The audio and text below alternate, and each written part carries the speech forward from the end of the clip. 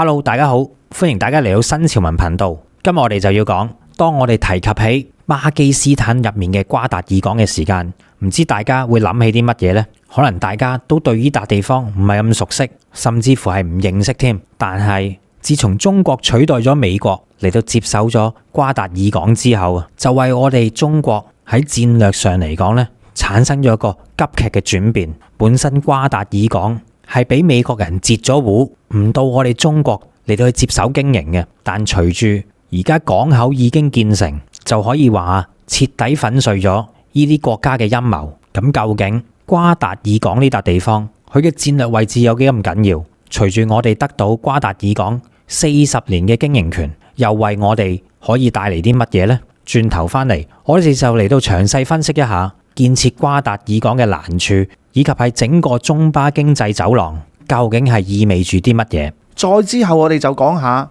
最近我哋中國半導體行業咧得到大家嘅關注，尤其係華為突破咗美國嘅晶片封鎖呢件事情咧，係令到我哋舉國上下非常之振奮嘅。但係美國人對我哋中國半導體行業嘅攔阻並唔係近年先開始嘅。今日就想同大家透過一件事帶出一個人物嚟到講下我哋中國喺呢個半導體嘅行業係點樣嚟到起家，點樣發跡，點樣喺幾十年前就已經突破美國對我哋中國半導體行業嘅攔阻。喺節目開始之前做少少呼籲先，喺12月21號至1月2號嘅就會有我哋嘅新潮文雲南之旅嘅。今次呢，我哋就嚟到玩13日，行程內容都係由到我格仔親自設計，係有別於出面嘅旅行團嘅。想報名同埋查詢行程嘅朋友就可以 WhatsApp 過去+85268287447嚟到揾潘小姐查詢行程同埋報名嘅安排。再講一次，係 WhatsApp +85268287447揾潘小姐查詢行程嘅詳情以及係報名嘅事宜嘅。而另外，我亦都會喺今集嘅節目尾段嚟到做一個20多分鐘嘅今次旅程嘅詳細介紹嘅。想知道嘅朋友亦都可以翻到去呢條片裏面最後嘅20多分鐘嚟到了解一下今次由我親自設計嘅呢個團裏面嘅詳情，了解一下今次嘅雲南之旅係一次養生之旅嚟嘅，就特別適合一啲年紀比較大嘅朋友。想知嘅記得睇埋最後嘅20多分鐘影片啦。喺節目開始之前提提大家，記得做齊新潮文三寶，仲有嘅就係分享、讚好、留言、訂閱新潮文頻道、新潮文2.0頻道同埋我哋嘅 Facebook 專頁。跟住落嚟，我哋就要講下位於巴基斯坦嘅瓜達爾港究竟對於中國嚟講有幾咁緊要，而中國又點樣取代到美國嚟接手呢個瓜達爾港嘅呢？瓜達爾港嘅誕生又點樣擊碎印度對華嘅陰謀？嗱，講起呢個瓜達爾港，可能大家都比較陌生，雖然可能聽就聽過，但係佢實質嘅戰略價值，可能大家咧都唔係好清楚嘅。其實中國就喺巴基斯坦嗰度已經將瓜達爾港租咗落嚟噶啦，租借期咧就係40年。但係有人就話到，而家單係修建呢個瓜達爾港咧，就已經用咗成14年嘅時間。喺剩下落嚟租借期都已經唔夠30年嘅情形底下，究竟呢條數值唔值得啊？亦都有好多人會提出咁樣嘅質疑嘅。嗱，我哋今日嘅故事主角瓜達爾港，其實早喺1430年明朝時期鄭和下西洋嘅時間呢，就已經喺鄭和船隊嘅航海圖入面已經記載咗一笪叫做克雅達爾嘅地方噶啦。後到嚟根據到學者嘅對比發現到呢，原來呢度就係瓜達爾港嘅所在地。中國人呢，早就已經到過瓜達爾港噶啦。嗱，雖然而家瓜達爾港就係屬於巴基斯坦，就由我哋中國租咗落嚟嘅，但係本身呢一度呢，就並唔係屬於巴基斯坦嘅，而喺幾個世紀之前啊，呢度呢其實係屬於阿曼嘅王子嘅。但就喺二戰結束之後，英屬印度就喺呢個時間搞獨立，卒之呢結局就係英國人頂唔順，就放棄咗英屬印度殖民地。但係喺走佬之前例牌噶啦，英國人咧肯定會喺呢度擺低陷阱嘅。呢個陷阱亦都係我哋為人所知嘅印巴分治，喺英國殖民統治底下而分咗出嚟嘅巴基斯坦咧，真係可以話到係窮到褲穿窿嘅。當陣時即使係咁貧困，先都唔先嘅巴基斯坦咧，喺咁樣嘅情形底下都睇中咗瓜達爾港，結果咧就左抄右抄，籌到300萬美元呢，就嚟到將瓜達爾港買咗落嚟嘅。雖然當陣時巴基斯坦呢就雄心壯志，想要好好搞發展，仲想打造瓜達爾港呢成為中亞國家嘅出海口，但係巴基斯坦嘅想像只係能夠實現喺佢哋嗰份計劃書上面啫，因為佢哋唔單止冇錢，仲冇技術添，結果就得個諗，點樣都搞唔成啦。嗱，目前嚟睇咧，瓜達爾港就係巴基斯坦嘅第3大港口嚟嘅，佢嘅位置係距離巴基斯坦一啲重要嘅軍港只係460公里咁遠嘅啫，而距離伊朗邊境咧就仲近，只有72公里。從瓜達爾港向北只需要10幾個鐘嘅車程啊，就可以到達中亞地區嘅核心地帶。加上呢度臨近印度洋嘅阿拉伯海嘅，亦都靠近石油出產地帶波斯灣地區同埋霍爾木茲海峽嘅，所以呢度嚟講呢，都可以話到係戰略意義非常之重要嘅地方。唔單止對於波斯灣地區嚟講，對於東亞地區嚟講，甚至乎係太平洋地區國家裏面嘅咽喉地帶嚟嘅，因為要運送石油或者天然氣資源嘅話，都幾乎咧係要經過呢一度嘅。嗱，關於瓜達爾港嘅地理分析咧，我哋就擺喺節目後少少嘅時間嚟到再詳細同大家打開份地圖睇清楚。咁除咗佢嘅地理位置好緊要之外，其實呢一度嘅自然資源咧都十分之豐富嘅。瓜達爾港所在嘅省份呢，就係位於巴基斯坦嘅秘魯茲省嘅，喺呢度擁有豐富嘅礦產資源同埋天然氣資源。佢所蘊含到嘅礦產資源就佔有巴基斯坦全國嘅1半左右嘅。喺呢一度咧，仲有一個叫做雷克迪克嘅銅礦嘅，呢個銅礦咧仲係世界第7大嘅銅礦。喺資源礦產都十分之滿嘅情形底下，原來連呢度嘅潔淨能源都十分之豐富嘅。因為呢度嘅氣候條件同埋地形地貌等等嘅呢啲因素，亦都令到太陽能啊、風能啊呢啲咁嘅資源呢喺當地亦都十分之豐富嘅。不過咁豐富嘅資源就偏偏呢冇為到瓜達爾地區嘅人民帶嚟乜嘢嘅財富，因為呢度嘅土地比較貧瘠，根本呢係唔適合發展種植業嘅。呢度嘅居民呢主要都係靠捕魚為生嘅，缺少產業基礎嘅佢哋，雖然所賣到嘅魚肉質好好，但係始終咧經濟水平都係十分之落後嘅。而且秘魯茲省雖然面積佔咗巴基斯坦全國成43%咁多，但偏偏呢一度咧就係巴基斯坦人口最少、經濟最落後嘅省份嚟嘅。因為地方政府冇錢，財政入不敷支，所以巴基斯坦呢，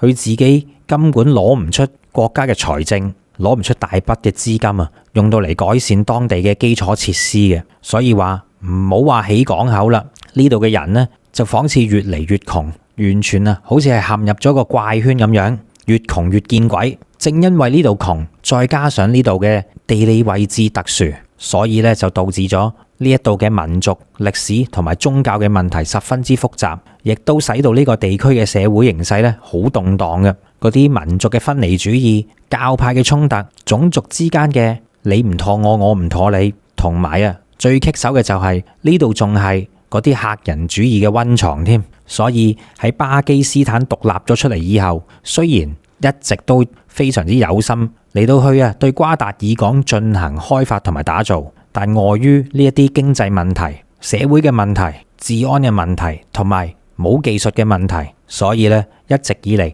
都好難以付諸實質嘅行動。再加上本身嚟講咧，呢度亦都俾美國睇中咗。其實率先睇中瓜達爾港嘅唔係我哋中國，反而係美國。咁點解後到嚟中國會取代美國接手瓜達爾港嘅呢？頭先我哋又講到瓜達爾港嘅地理位置咁靚，美國人又點會放過啊？咁巴基斯坦礙於頭先我哋上述講過嘅因素，就一直以嚟都冇能力開發呢笪地方，咁樣拖下拖下都唔係辦法嘅。巴基斯坦好明白到呢一塊係一塊風水寶地，如果再唔嚟到開發嘅話呢，肯定就係一種白白嘅浪費嚟嘅。所以佢哋開始對外嚟到去招標一啲開發商，而當陣時咧，第一個喺巴基斯坦投落呢條標嘅就係由到美國嘅一間公司咧所獲得嘅。嗱，呢間公司咧仲要計劃喺巴基斯坦嗰度咧起一條全長1440公里咁長嘅輸油管工程，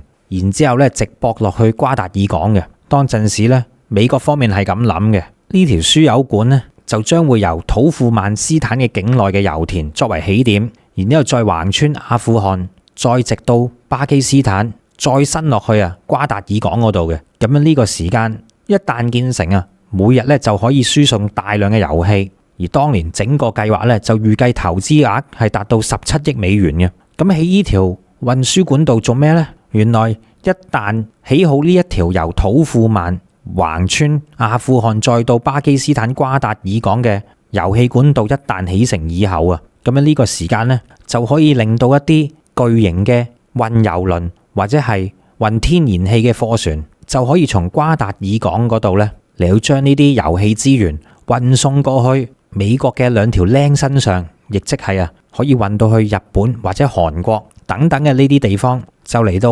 咁樣去到諗住咧將瓜達爾港打造成為專服侍日本同韓國嘅一個港口嚟嘅。咁當然啦，美國咁樣做係想上邊控制埋日本同韓國嘅石油氣同埋天然氣資源嘅運輸嘅啫。你估真係益佢哋咩？不過當陣時嘅俄羅斯呢，因為擔心美國就此嚟到插手呢個中亞嘅事務，所以就將本來美國睇中咗位於土庫曼斯坦境內嘅嗰個油氣田呢，就將佢嘅開採權快過美國人，就將佢買咗落嚟，買咗成80% 嘅開採權咁多嘅。呢個時間眼見都冇肉食啦，而且俾俄佬搶先一步，所以呢一個計劃最終呢都唯有擱置啊。不過唔好以為就咁就算啦，美國呢好快就捲土重來，去到後尾又有一位美國商人透過巴基斯坦嘅投資聯合會主席牽頭，就嚟到呢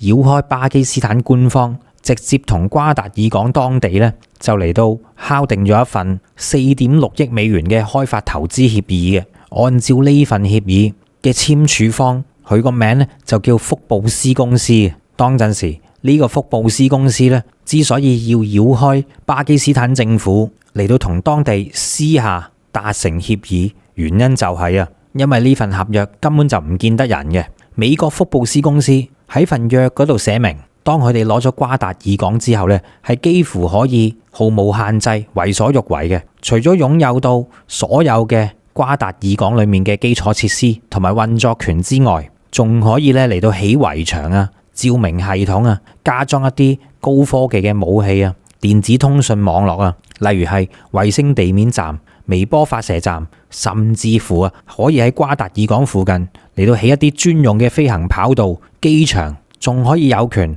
控制整個瓜達爾港之外嘅範圍，例如係由瓜達爾港對出嘅深海，至到上咗岸嘅一大片陸地，都係可以嚟到為所欲為嘅。而且喺呢份協議裏面呢，仲講到明美國方面呢喺瓜達爾港嘅範圍係享有警察嘅巡邏權，亦都可以自主決定自己所謂嘅安全防衛策略同埋措施嘅。其實呢啲條款已經同一個美軍軍事基地呢係冇乜分別噶啦。嗱，呢個繞過巴基斯坦政府而同當地私下定落嚟嘅協議呢，好快佢裏面嘅條款就泄露咗出嚟啦，亦都引起整個巴基斯坦舉國嘅震驚。當陣時，巴方嘅媒體同埋軍方十分之不滿，強烈譴責呢個計劃，而且巴基斯坦全國上下嘅民眾呢更加係嬲到震，隨即呢就嚟到上街抗議示威啦，就開展咗一場究竟係邊個出賣咗國家主權嘅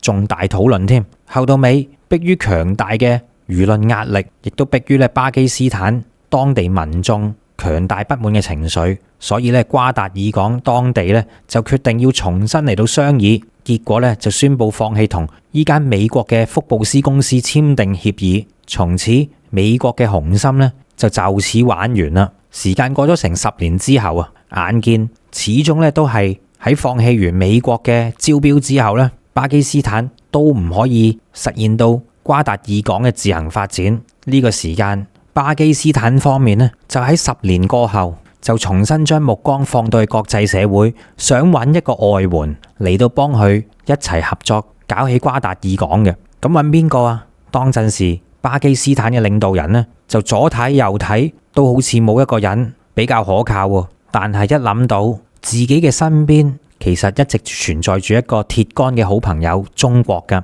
因此喺呢個時間去到2000年嘅時候啊，就有一架嚟自於巴基斯坦嘅飛機嚟到我哋中國。巴基斯坦嘅領導人終於就嚟到我哋國家咧，嚟到展開中巴之間雙方對瓜達爾港嘅建設嚟到正式進行商量嘅事宜啦。嗱，當巴基斯坦佢嘅領導人嚟到我哋中國嘅時候，都仲未開口咋，其實我哋已經知道佢嚟嘅目的噶啦。2000年嘅時候，巴基斯坦嘅領導人穆沙拉夫佢專程嚟到中國，雖然表面上咧就話到啊係嚟聯絡兩國之間嘅友情嘅，但係我哋都知道噶啦，私底下咧佢仲有一個好重要嘅使命。而穆沙拉夫佢自己嚟到中國之後咧，都好快進入主題，就係問中國可唔可以幫巴基斯坦嚟到修建瓜達爾港啊。咁結果經過一啲雙方嘅會談之後，好快咧大家都有個共識，中國咧就拍板願意決定援助巴基斯坦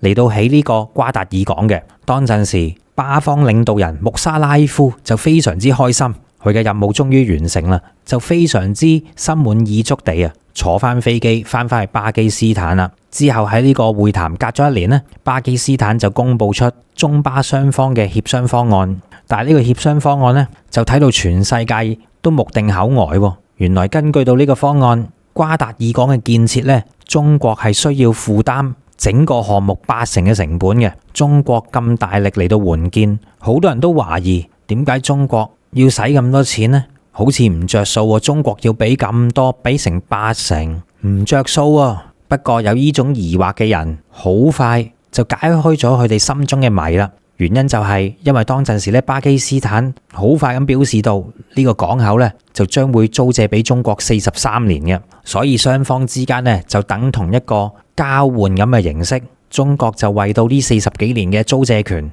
嚟到出大部分嘅資金，援助巴基斯坦興建呢個港口，而巴基斯坦咧就俾到租借權中國。雙方之間咧都係有各自嘅考量嘅。其實喺往後咧仲有一啲小插曲發生咗。當中國接過瓜達爾港喺正式嚟到援建，進行咗大部分嘅施工工程之後啊，就喺2006年底簽約5年後就嚟到成功交付第一期嘅工程嘅。原本以為中途都唔會再有啲咩變化噶啦，因為雙方已經係簽訂咗類似交換條件咁嘅協議噶啦嘛。點不知喺交付第一期工程完咗之後，瓜達爾港嘅經營權竟然出現咗變化喎。由於當陣時嘅巴基斯坦喺06年嘅時候咧，政權就唔係咁穩定，呢個瓜達爾港咧就竟然出現到第2期工程搞咗2次招標喎。今次嘅招標咧，中國方面就全部落榜，最終咧就俾新加坡攞走咗部分嘅工程。由於第1期工程中國咧都已經起好晒啦，所以喺當陣時咧真係可以話到係有少少為他人作嫁衣裳嘅味道嘅。不過中國喺呢一方面呢都瀟灑下，完全唔糾結，一嘢咧就嚟到轉身離去啦。嗱，正所謂有對比先有傷害。當新加坡搶走咗瓜達爾港嘅建設經營權之後呢，巴基斯坦先至真正知道邊個係靠得住，邊個係靠唔住。果然不出所料，新加坡想要經營權，只不過係擔心到瓜達爾港係會影響到佢哋本國嘅中轉站地位嘅啫，所以根本就冇心經營嘅。不過新加坡咧連表面嘅一啲功夫都唔做，連戲都唔做啊！就喺07年至12年呢段時間入面，瓜達爾港所經過到嘅貨輪咧都唔夠10艘，其實根本就唔係想利用呢笪地方，連表面功夫都唔做啦，起碼做戲都做全套，叫做交下戲啊！正因為係咁樣，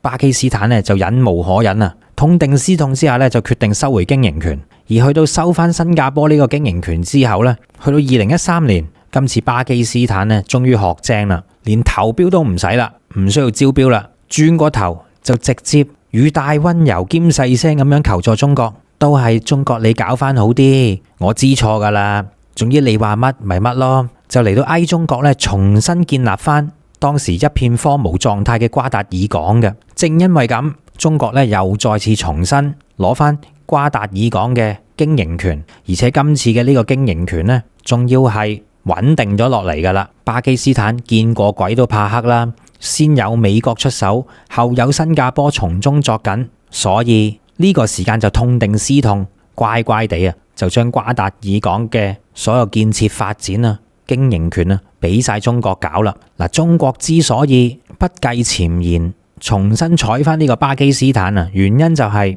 其實瓜達爾港對於中國嚟講咧係有好多好處嘅。首先嘅一個好處，當然就係經濟利益方面嘅好處啦。長期以嚟，我哋國家嘅經濟重心咧都集中喺沿海東部嘅，而我哋西部地區因為深居內陸，加上缺少對外嘅交通條件，所以經濟發展咧都比較困難嘅。因此，當我哋通過建設瓜達爾港以及相關交通設施一旦完善開去嘅時間啊，就相當於為到我哋國家嘅西部地區咧嚟到打造咗一個出海口噶啦。咁樣呢個時間亦都可以促進到我哋國家西部地區嘅市場發展，增加到我國西部地區同中亞、歐洲等等地區嘅貿易出口點，亦都有利於促進我國嘅經濟發展同埋貿易產業嘅結構升級嘅。如果瓜達爾港建設成功，並且租借到俾我哋中國嘅時候啊，就相當於創造咗一個走向世界嘅橋頭堡。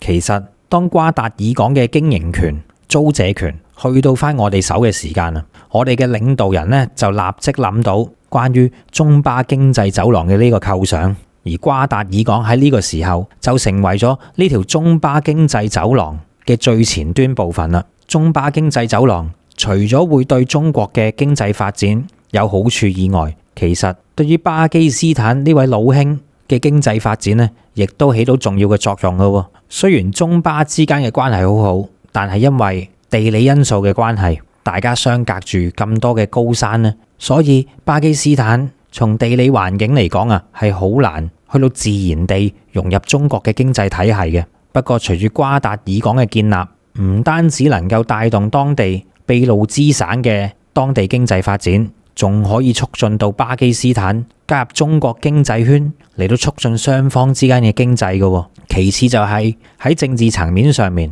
步入我哋本世紀開初以嚟中國嘅發展呢，就令到好多國家提出中國威脅論嘅。為咗要傳遞我哋中國嘅聲音，展現出我哋中國係一個負責任大國嘅形象，所以呢個港口嘅建設呢，亦都係我哋省靚招牌嘅重要動作嚟嘅。中巴之間嘅關係咁深厚，尤其喺上個世紀60年代之後，兩國之間嘅友誼呢，就可以話到係進入咗快車道噶啦。而瓜達爾港嘅建設就可以令到中巴兩國之間嘅合作更上一層樓，成為咗我哋本世紀開初第一單中巴友誼嘅代表作。加上隨住瓜達爾港嘅開發，能夠為到巴基斯坦帶嚟大量嘅就業機會，隨住當地人嘅生活水平改善，呢度本來混亂嘅社會局面呢，都會逐漸平穩翻落嚟嘅。始終當人有正經嘢做，有收入，就會減少一啲社會嘅不穩定因素嘅。咁樣亦都其實上邊為到我哋國家嘅邊疆地區咧，製造咗一個和平穩定嘅發展環境，亦都有利於我國邊疆地區嘅安寧嘅。仲有一啲好處啊，我哋都未數到。隨住中巴之間關於瓜達爾港嘅友好合作，咁其他國家睇到噶嘛？呢個咧就係我哋中國同其他國家成功合作嘅典範範例嚟嘅。喺呢個時間，嗰啲原本想同我哋國家去到合作，但係處於觀望態度嘅國家，都會睇得到究竟中國模式所幫到其他國家發展嘅時候係點樣嘅一回事。中國嘅和平發展嘅友好態度咧，係有別於好似美國呢啲咁嘅國家嘅。所以透過呢個範例，我哋都可以帶俾嗰啲觀望國家睇清楚，中國唔係美國嚟噶，亦都唔會對你哋嘅合作發展關係附加額外嘅硬性條件，更加唔好講到軍事部署啦。所以瓜達爾港嘅建設亦都可以為我哋帶嚟呢一種效果嘅。其實上述嘅嗰一啲都係涉及到經濟政治層面等等嘅呢一啲好處。當然我哋仲未數到最緊要嘅就係關於戰略意義上嘅好處啦。由於我哋中國就位處於東亞呢一邊嘅，再加上喺歷史同埋文化種種嘅原因，其實中國同阿拉伯世界嘅聯繫呢就並唔緊密嘅。但係阿拉伯世界呢，偏偏就係能源最有優勢嘅地區嚟嘅，所以我哋係不得不加強對阿拉伯世界嘅關係嘅。當中國接收咗瓜達爾港嘅經營權，其實就相當於我哋國家有能力進駐到南亞地區。咁喺地理上嚟到講啊，就更加接近呢個阿拉伯世界。瓜達爾港咧可以成為一塊跳板，不但止啊，可以增強到中國同西亞乃至係中東嘅影響力，同一時間啊，亦都可以緩解到我國喺太平洋以及喺南海方向所受到西方世界嘅封鎖，從而啊為到我國創造一啲新嘅戰略重心嘅。咁當然可能咁講咧，大家唔係好明白，所以以下落嚟咧，我就諗住從瓜達爾港嘅詳細地理位置，透過呢個分析咧，就嚟到話俾大家聽，喺戰略上嚟講，點解瓜達爾港對我哋咁重要？大家聽完呢，就會明白得到當中呢集嘅重點嘅。頭先我哋講到整個瓜達爾港就係中巴經濟走廊嘅起點，或者可以叫橋頭堡嘅。嗱，現在我哋就知道瓜達爾港就係喺中巴經濟走廊入面扮演住一個橋頭堡嘅角色，係我哋最終嘅出海口嚟嘅。咁知道咗個尾站之後，其實起點喺邊呢？起點其實就係喺我哋中國新疆裏面嘅喀什市嘅。整條中巴經濟走廊就大概係長3000公里嘅。整個中巴經濟走廊向北咧就連接住我哋嘅絲綢之路經濟帶，向南咧就連接住我哋21世紀嘅海上絲綢之路嘅，係一個貫通南北絲路嘅關鍵樞紐位置。整個中巴經濟走廊入面咧，其實係包含住公路、鐵路、油氣管道同埋咧一啲光纖通訊以及係電信通訊在內設備嘅一條貿易走廊嚟嘅，係一個組合嚟嘅。而呢個組合咧，亦都係一帶一路嘅重要組成部分。另外嘅就係瓜達爾港係一座距離巴基斯坦第一大城市卡拉奇約460公里嘅呢個距離，比鄰隔離嘅咧就係霍爾木茲海峽。瓜達爾港係巴基斯坦通往重要嘅波斯灣以及係阿拉伯海嘅重要大門，所以佢嘅戰略位置咧係非常之重要嘅。而中巴經濟走廊亦都同一時間係連接中國嘅西南地區，貫通到去巴基斯坦全境。放大啲咁睇，佢係處於東亞、南亞、中亞以及係中東之間嘅交通匯聚樞紐嚟嘅。而作為終點站嘅瓜達爾港呢，之所以佢嘅地位咁緊要，除咗係中巴經濟嘅走廊裏面嘅終點站，佢亦都係亞太地區同歐洲以及係非洲海上往來航道嘅重要轉口港嚟嘅。中巴走廊嘅建成呢，將有利於中國打通西南國際通道，並且令到我哋可以進一步構建關於印度洋嘅戰略。從此我哋喺印度洋就多咗一個出海口啦。嗱，所以佢嘅經濟價值係高就唔使講啦，但係佢嘅戰略價值咧先至係重點啊！嗱，咁具體嚟講，中巴經濟走廊嘅建成以及係瓜達爾港可以為到我哋帶嚟啲咩最直接嘅影響呢？當然最重要嘅一點就係嚟到拓展我哋嘅運輸新路線啦，亦都保障咗我哋能源運輸嘅安全嘅。嗱，當今嚟講咧，中國嘅石油進口都係主要我哋嘅能源輸入方式啊！我哋而家進口石油咧，主要就行3條航線嘅，就係呢幅圖咁樣啊。我哋就可以見到當中咧就有東南亞航線、非洲航線以及係中東航線。嗱，3條航線咧，從呢一幅圖我哋就可以睇得到噶啦，亦都標注咗喺度。大家可以見到，其實呢3條路線咧，基本上都係殊途同歸嘅，冇錯。佢哋都有個共通點，就係要駁通嘅話咧，都係需要經過呢個馬六甲海峽嘅。隨住亞太地區嘅戰略位置逐漸咁提高，美國咧就嚟到講到所謂嗰啲重返印太戰略噶嘛，所以美國對馬六甲海峽嘅監視同埋控制咧，已經比從前係要嚟得高得好多噶啦。唔單止係美國喎，另一個中國嘅鄰國呢個成日都以為我哋係佢競爭對手嘅印度，亦都開始加強喺馬六甲海峽嘅西邊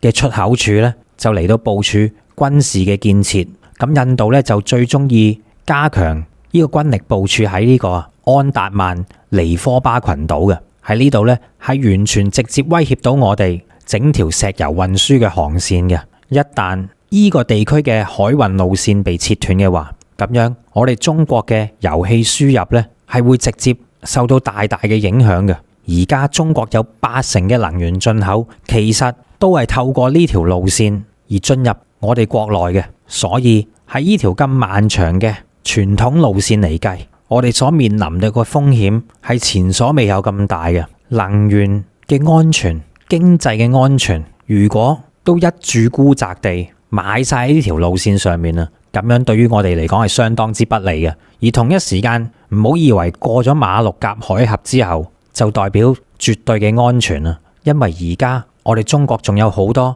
海商嘅航線都會經過一個近期好多新聞嘅區域，呢一個呢，就係我哋嘅南海海域啦。南海局勢喺美國嘅挑動底下，亦都比較唔穩定，所以呢，呢一度嘅航線安全問題其實都係值得我哋注意嘅。咁同埋從圖裏面我哋都可以睇到東南亞航線係要經過南海嘅，所以有見及此，大家就會發現到中巴經濟走廊嘅建成係對我哋有啲乜嘢好處啦。當走廊建成以後，中國就會改變原有嘅戰略，就嚟到將中國主要油氣資源嘅來源地中東就繞過馬六甲海峽，直接就嚟到同中巴經濟走廊接上。大家可以見到呢幅圖，喺中東航線嘅嗰一條線上面，我哋唔需要再兜過傳統嘅馬六甲海峽線啦，而係分咗個叉咁樣向上經過巴基斯坦瓜達爾港就能夠上到岸啦。如果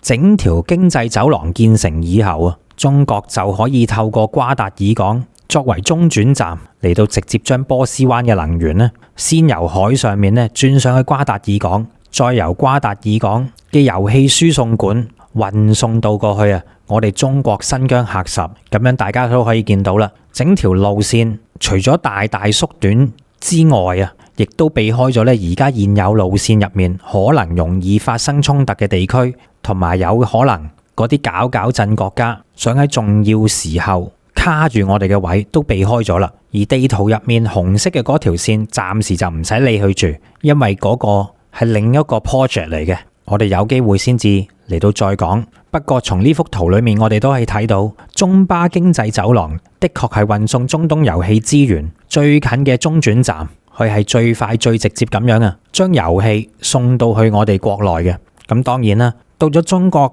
新疆喀什以後，亦都有我哋國內嘅油氣管道嚟到將呢啲石化資源運到去我哋中國東部嘅沿海城鎮噶啦。不過即使計及咁樣，點都比起原有路線馬六甲海峽路線係嚟得要近嘅。而另外一方面，除咗保障到我哋嘅安全，線路近咗之外，大家亦都可以見到走廊嘅建成將會改善到我哋中國西部內陸同埋外界嘅連通性，提高咗呢一啲地區，尤其係新疆自治區吸引外資嘅能力。從前深居內陸嘅中國西部基本上可以話到好難同外界直接接觸嘅，尤其係新疆今次嘅起點喀什市咁樣，真係諗都冇諗過佢會同海上接得通嘅。咁樣亦都改變咗我哋中國同到我哋西邊嘅鄰國貿易之間嘅往來，從前受困於交通或者通訊不便嘅局面都得到改善啦。而同一時間，巴基斯坦亦都係南盟組織嘅成員，又同阿聯酋以及係沙特等等嘅波斯灣國家嘅關係、經貿關係係來往得十分之密切嘅。如果將呢一度瓜達爾港作為轉口加工嘅貿易樞紐，亦都係有利於避開一啲相關嘅貿易壁壘或者係制裁嘅。整個嘅戰略佈局，大家就可以睇得到啦。究竟有幾咁重要？因此，點解我哋先至肯花費咁巨額嘅款項，承擔80%嘅建設費用，都要嚟到協助巴基斯坦援建瓜達爾港呢？因為雖然我哋付出多，但係我哋嘅收益同樣十分之吸引，就係因為咁樣嘅原因啦。咁好啦，而家我哋知道瓜達爾港或者係整個中巴經濟走廊，佢係咁重要嘅時間，咁仲有冇一啲問題我哋係需要解決呢？例如係喺呢個港口建設嘅過程入面，我哋仲要解決啲咩問題呢？雖然我哋已經計到條數，收益係咁豐厚，但係其實藏喺建設瓜達爾港背後嘅風險亦都係同樣存在嘅。雖然中國嘅基建又出晒名，係基建狂魔之稱噶啦，但係要起好中巴經濟走廊，唔係話單靠於我哋係基建狂魔就可以將佢起好嘅。原因就係有好多外在嘅因素，同樣都係影響到中巴經濟走廊嘅建設嘅。究竟有邊個喺度為到建設中巴經濟走廊嚟到夠膽阻礙呢件事呢？仲有啲咩其他嘅因素阻礙住呢件事呢？首先擺喺我哋面前嘅就係頭先我哋講到位於瓜達爾港嘅秘魯支省，佢係一個因為歷史、民族、宗教等等原因而令到社會唔係咁穩定嘅地區嚟嘅，尤其係當地嘅客人主義勢力。嗱，之前我哋都拍過一集嘢，就嚟到講述到啊，有一個叫做秘魯之解放軍嘅客人主義組織咧，就向到我哋下戰書，就話到啊，要喺90日之內決戰呢個瓜達爾港嘅。呢個亦都係為到我哋建設瓜達爾港，好好利用到瓜達爾港或者係整個中巴經濟走廊嘅開發建設所造成極大嘅困難，就係同呢啲客人主義勢力有關啦。當地嘅呢啲客人主義勢力為咗震懾巴基斯坦政府，佢哋經常咧都係會專喺瓜達爾港嗰度搞事嘅。就喺2004年嘅時候，瓜達爾港咧就曾經發生過一啲客人主義嘅事件，造成到3名中國工程師嘅離去，仲有9個人嘅受傷。而喺呢件事過咗1年之後，客人主義勢力咧仲多次喺相關嘅地區入面做到一啲綁起我哋或者係打劫我哋中方公司人員嘅事情。而喺06年嘅時候咧，秘魯支省又發生咗一單導致3個中國工程師離去嘅客人主義事件。仲有因為咧喺呢個巴基斯坦內部當局嚟講咧，佢哋嘅中央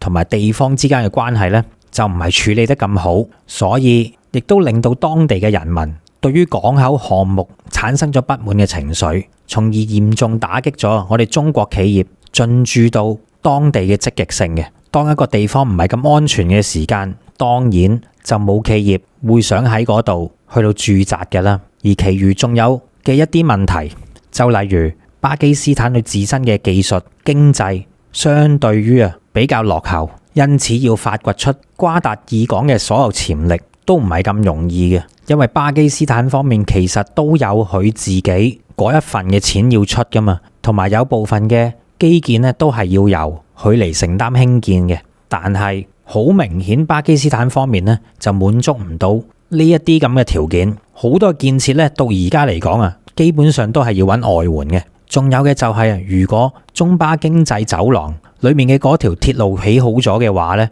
可能我哋都仲幫到佢。因為最少嚟講咧，如果巴基斯坦想我哋援助，我哋都可以透過鐵路將大量嘅機器設施源源不絕咁運到啊嘛。但係現在嚟講咧，中巴經濟走廊入面嘅中巴鐵路就仲未起好，都仲係興建當中嘅。因為畢竟嚟講咧，中國與巴基斯坦之間邊境線嘅地理位置咧係處於高海拔，而且有大量嘅高山位於該區嘅，所以鐵路嘅建設咧亦都要慢慢一步一步嚟。始終因為呢個地理環境嚟講咧，係令到呢條鐵路修建難度好高嘅。一旦到我哋嘅鐵路打通咗之後，成件事咧就會唔同晒噶啦。嗱，除咗呢啲比較內部嘅條件之外，當然仲有一啲搞震嘅勢力嘅，例如係啲乜嘢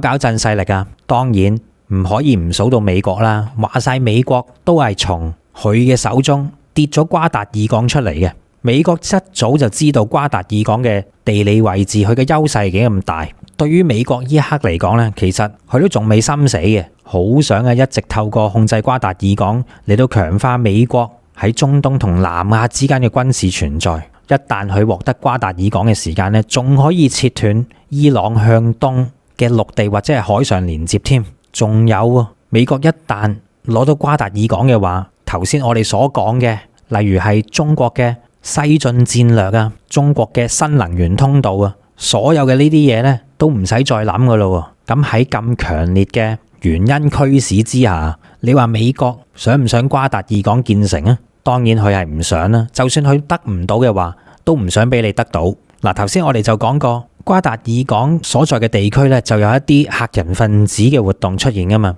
從好多證據已經顯示咗呢啲當地嘅客人分子咧，好多咧都係有老美喺背後所支持，同埋策動到佢哋搞事嘅，亦都鼓勵佢哋搞事，養住佢哋嚟到去搗亂我哋嘅中巴經濟走廊嘅項目嘅。嗱，除咗美國之外咧，仲有一個國家唔使估啦，呢個國家相當之小氣嘅，就係喺我哋隔籬嘅印度啦。嗱，印度嘅影響咧都唔好睇少喎，因為話晒呢度都係南亞嘅地方，而印度咧一直就自稱為整個南亞，甚至乎係整個印度洋區域裏面嘅唯一大佬嘅，所以對於中國嘅介入，你話佢點會冇敵意呢？加上印巴之間咧從來都係處於敵對嘅關係嘅，既然瓜達爾港係會為到巴基斯坦嘅經濟以及係社會帶嚟咁巨大嘅利益，呢一方面呢亦都使到印度相當之忌憚位於瓜達爾港嘅建設嘅。印度佢為咗維護自己喺南亞地區嘅霸權，已經多次阻礙相關項目嘅建設㗎啦，甚至乎同老美一樣，佢亦都係咧暗中資助嗰啲俾路支省嘅客人分子嚟到出錢請佢哋喺港口項目上面搞破壞嘅。嗱，雖然我哋依家都知道整個中巴經濟走廊嘅建設咧係困難重重嘅，但係現在嚟講咧，都起碼喺中巴通力合作底下，瓜達爾港口咧總算完全已經投入咗營運㗎啦。而未來中巴經濟走廊入面嘅鐵路咧，亦都建設得如火如荼，嗰啲油氣管道沿路嘅基礎建設咧都係發展順利嘅，一切都係向好咁發展。所以我哋而家咧就唯有期望到整個中巴經濟建設走廊嘅建成可以盡快起好。當起好咗以後，當地嘅老百姓因為經濟走廊而帶嚟嘅好處以及係經濟利益，就會使到佢哋都參與到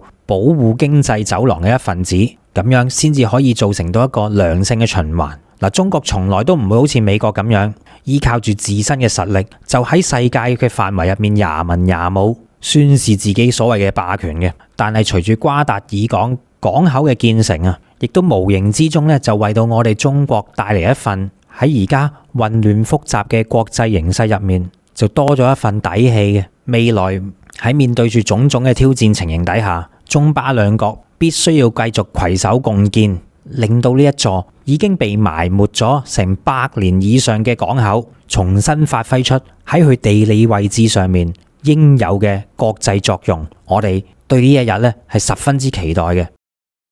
再之後我哋就講下大家近年非常之關注我哋中國嘅半導體行業嘅發展，尤其係當美國千方百計打壓我哋中國嘅晶片行業，但係最終都係打壓我哋唔到，攔咗我哋唔到，俾華為可以突破到晶片嘅限制。但係其實美國對我哋中國半導體行業嘅打壓同埋限制，或者叫做攔咗，唔係近年先至開始嘅。所以我今日就想同大家嚟到講下一段歷史，透過呢一個事件帶出一個人物，話到俾大家知我哋中國嘅半導體行業係點樣嚟到起家嘅。咁時間我哋咧就調校到去1957年嘅時候，當其時有一個中國人，佢叫做林蘭英。咁林蘭英咧就係一位科學家嚟噶。咁佢喺美國完成咗佢嘅學業，就留咗喺美國嗰度咧嚟到工作。而佢嘅學術範疇就係固體物理學。佢亦都係有史以嚟第一個中國人喺賓夕凡尼亞州大學嗰度攞得呢個固體物理學嘅博士學位嘅。同時間亦都係呢一間賓夕凡尼亞州大學裏面有史以嚟第一位女博士。咁大家諗下幾架勢？咁由於佢嘅學術水平係非常之出眾，喺佢完成咗學業之後呢，就留咗喺美國嗰度喺呢個半導體公司入面工作啦。咁當其時美國嘅半導體公司紛紛都對一種半導體嘅材料嚟到展開研究嘅，嗰種材料呢，就叫做硅丹晶。但係美國嘅半導體行業對呢個硅丹晶嘅研究呢，係未能夠突破到一啲盲點嘅，咁因而唔能夠成功咁樣研製到硅丹晶呢一樣嘢出嚟嘅。但係佢哋知道呢一樣嘢對呢個半導體嘅材料嚟講係非常之重要。咁好啦，當阿林蘭英入到去半導體公司工作嘅時候，佢只係一個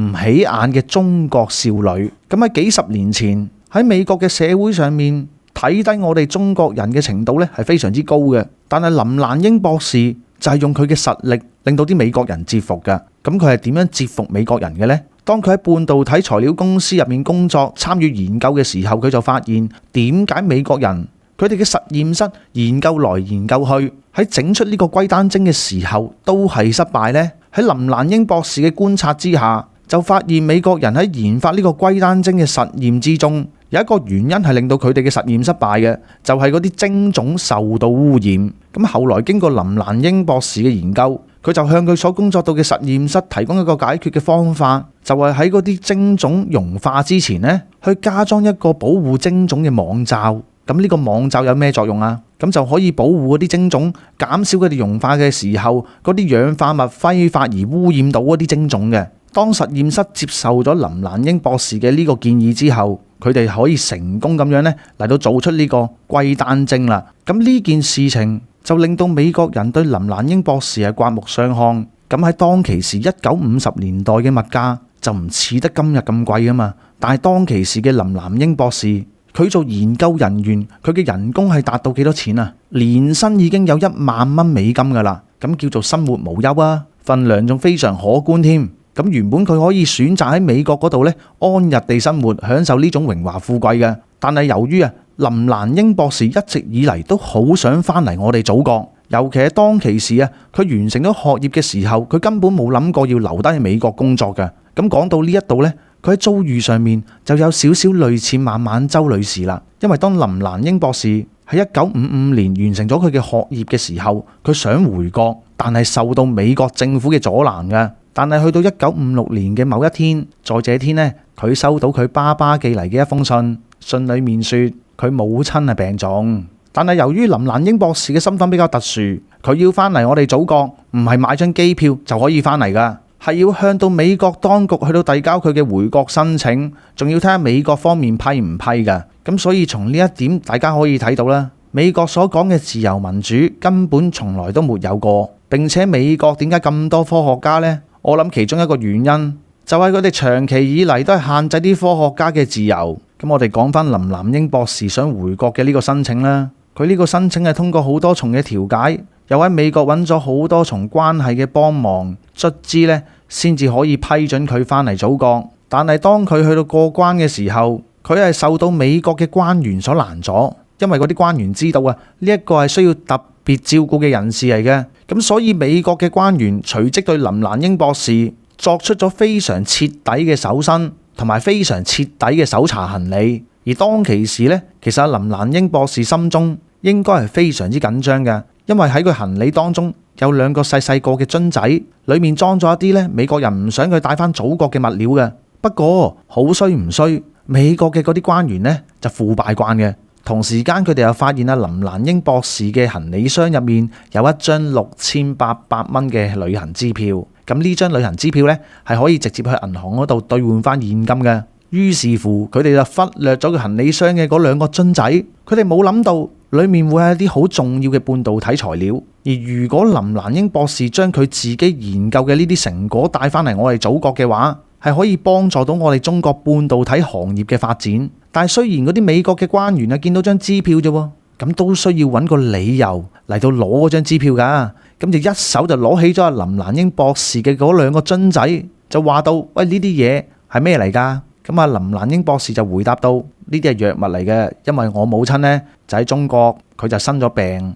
咁所以呢啲藥物呢就攞翻去嚟到醫治佢嘅。但係冇人性嘅美國人竟然話到啊！呢啲藥物你唔可以帶喎，呢啲係我哋美國嘅嘢嚟噶。嗱，除非咁樣，你攞你嗰張支票過嚟買咗呢2個樽佢啦。但係林蘭英博士就話到：喂，嗰啲藥我都係真金白銀買噶嘛。但係冇辦法啦，原本唔講道理嘅人係唔會聽道理嘅。咁既然佢哋係垂憐嗰張支票嘅話，咁唯有係俾佢啦。畢竟嗰2個樽裝嘅嘢先至係最重要。如果若然再同佢糾纏落去，而嗰啲美國人又發現嗰2個樽入面嘅唔係藥物，而係一啲半導體材料嘅話，咁就有可能遙遠的他不可以再歸家噶啦。咁於是乎，林蘭英博士就一手攞翻嗰2個樽，抌低嗰張6800蚊美元嘅支票，就揮袖而去。咁結果林蘭英博士帶嘅嗰2樽半導體材料翻到嚟我哋祖國之後，我哋中國嘅半導體材料產業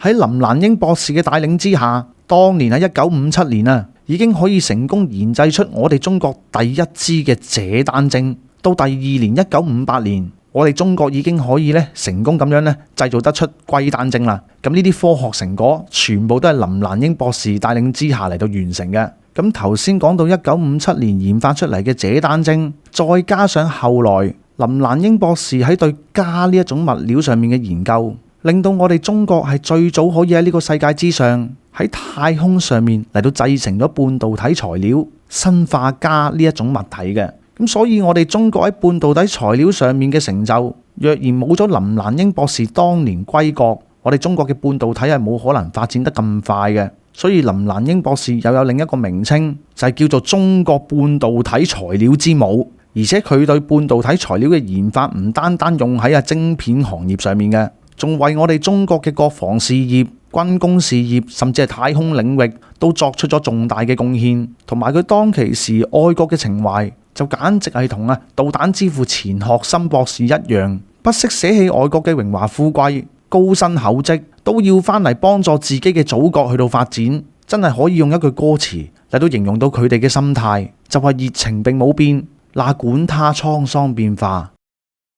喺節目完結之前，而家咧就由到我格仔咧嚟到去介紹一下12月21號至1月2號今次為期13天新潮文雲南養生之旅嘅行程嘅。首先我哋就會由香港出發，經深圳灣乘坐我哋嘅包車前往深圳嘅寶安機場嘅。喺坐2個多鐘頭飛機以後咧，就會抵達雲南嘅首府昆明噶啦。到埗以後咧，我哋就會即晚去到感受一下昆明市繁華嘅一面，為到我哋嘅旅程熱一熱身，去到當地著名嘅南屏步行街嗰度 shopping 完之後咧，晚上再食一個豐富嘅晚餐，然後為到旅程嘅開始作好準備嘅。去到第2天嘅時間，就會由昆明乘搭高鐵嚟到去到著名嘅麗江，當地有一個叫做虎跳峽嘅世界著名景區，佢係以極大嘅落差而聞名於全世界嘅。虎跳峽分上中下3段，之所以佢咁出名，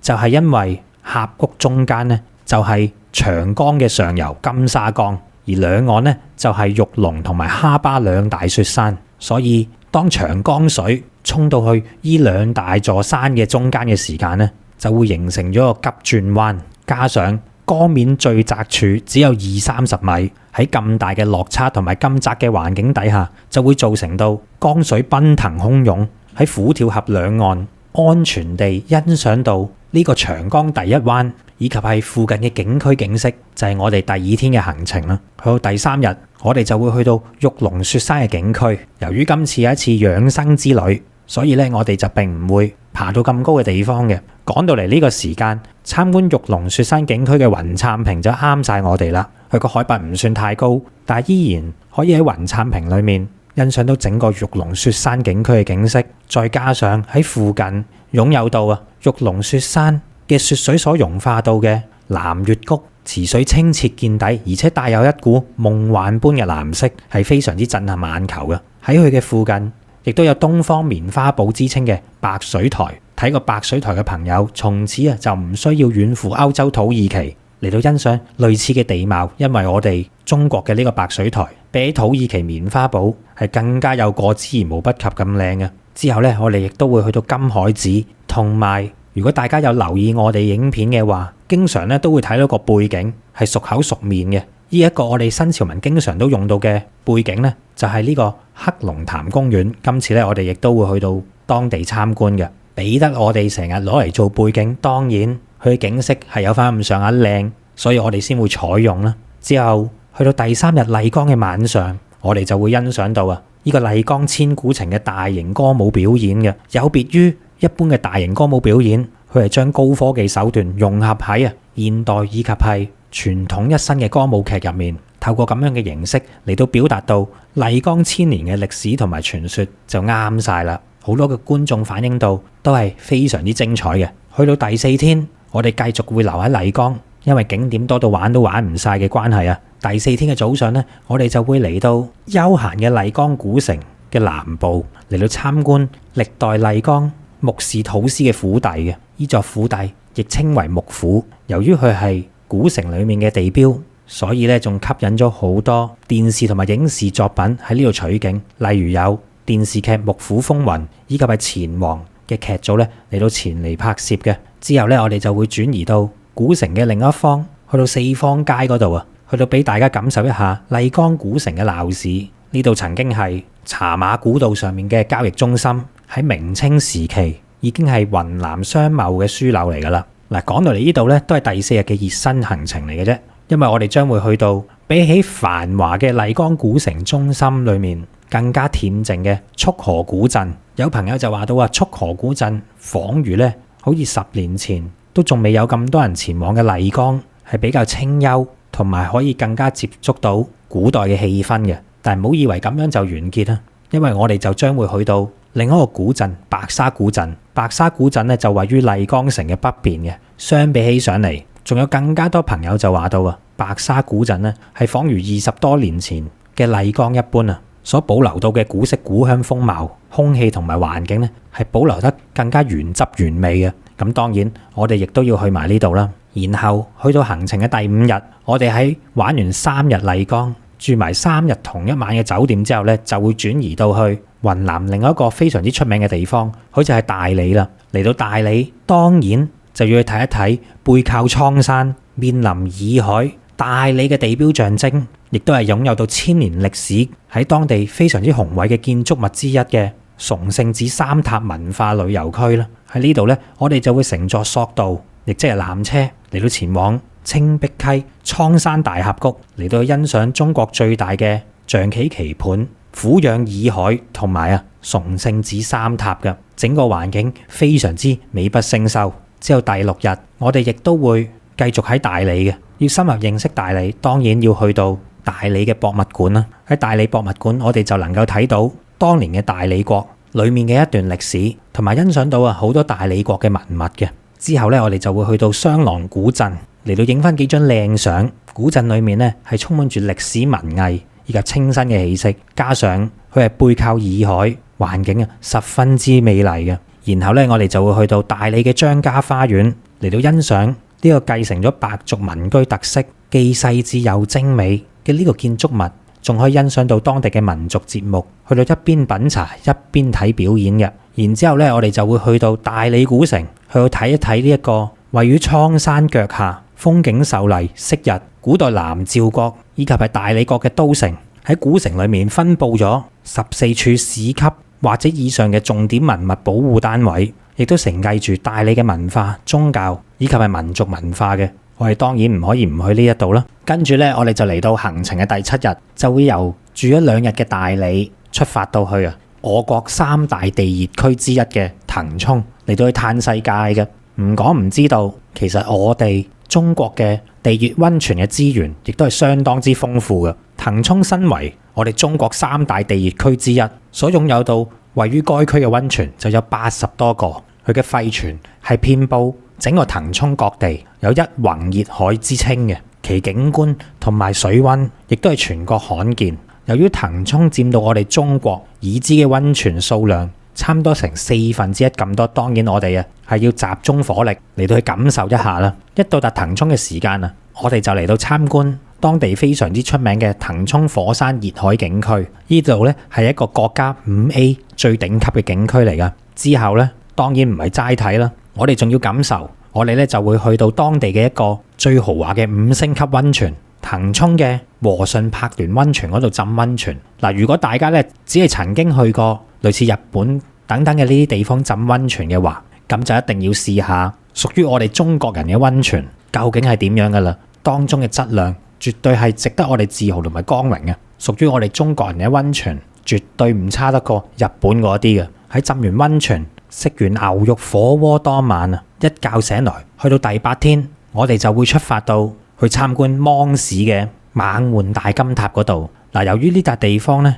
已經係差唔多去到中國與緬甸之間嘅邊界啦，所以當地嘅建築物咧亦都好有東南亞嘅色彩嘅。以猛獾大金塔咁去計，佢係屬於我哋中國其中一個少數民族傣族所設計嘅皇宮建築風格嚟嘅。猛獾大金塔佢嘅外表金光閃閃、宏偉高大，係當地芒市嘅標誌性建築，亦都係當地傣族人民嘅聖地嚟嘅。而與之對比嘅有金，當然有銀啦。喺佢嘅隔離，亦都有猛獾銀塔。當中呢座銀塔係以純白為到基調嘅，有好多人就形容到猛獾銀塔直頭睇起上嚟好似假嘅一樣，影相咧係特別出眾嘅。兩座塔，一座金，一座銀，喺色彩上面咧形成鮮明嘅對比。喺嚟到接近東南亞嘅地方，當然啊，亦都要去到當地嘅孟巴拿西珍奇園嗰度啊，嚟到見識一下全國少見嘅大量古樹木，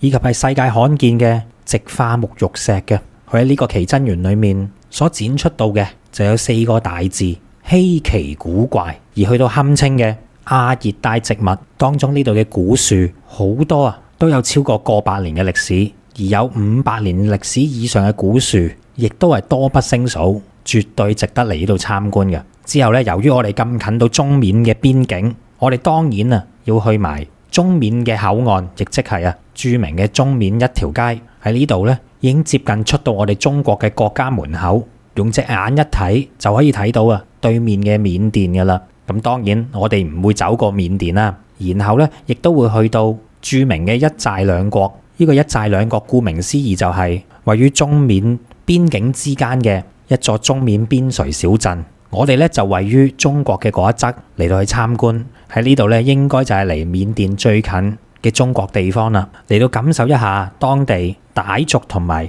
景頗族嘅風土人情，亦都係非常之值得一去。尤其係嗰度所拍出嚟嘅相片咧，非常之漂亮。之後咧，我哋就會翻去騰衝嗰一度，因為咧我哋喺騰衝咧係會連住3日嘅，所住到嘅當然都係騰衝著名嘅溫泉酒店啦。不過嘆還嘆，我哋去到第9日，喺前一晚浸完溫泉，朝早食完早餐之後咧，就會嚟到滇西抗戰紀念館嚟開始我哋第9日嘅行程嘅。由於雲南嘅西部係當年我哋中國抗日戰爭嘅重要組成部分，好著名嘅緬甸至雲南嘅補給線，亦都係非常之近我哋今次要去嘅呢個地方嘅。滇西抗戰紀念館所展示到嘅咧，就包含到抗戰後方、禦敵前線以及係怒江對峙等等嘅部分嘅展品咧，就係以抗戰嘅實物為主，包括圖片、文字以及係影像嘅資料。去到今時今日，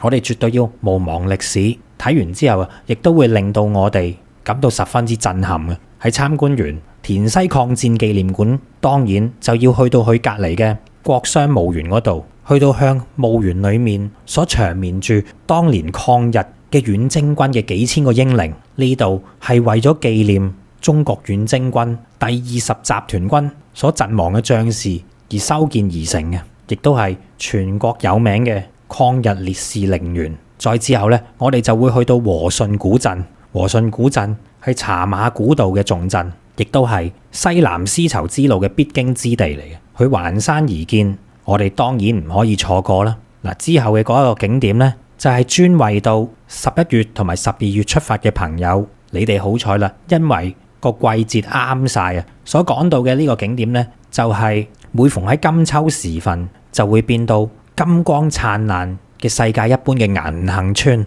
喺11、2月呢個時間，銀杏村佢就會變到喺我哋嘅視野範圍裏面，全部都係金黃色。呢種詩情畫意般嘅感覺咧，係絕對值得我哋感受嘅。其後我哋就會再去到騰衝當地另一個著名嘅5星級溫泉嚟到去浸溫泉嘅。嚟得騰衝當然係要享受晒去嗰啲最頂級最正嘅溫泉啦。我哋咧就會去到月莊溫泉，又或者係荷花溫泉嗰度，呢啲當地著名嘅5星級溫泉，去到感受屬於我哋中國大地帶俾到我哋嘅禮物嘅。然之後咧就去到第10天嘅旅程啦。喺連住3日騰衝嘅溫泉酒店之後我哋既可以喺出面浸一啲5星級溫泉，又可以翻去酒店住嘅時間咧，浸到酒店入面嘅溫泉，咁嘆之後都好唔捨得離開啦。但係第10日咧，我哋就會由騰衝呢一個溫泉之鄉咧，就會去到寶山市嗰邊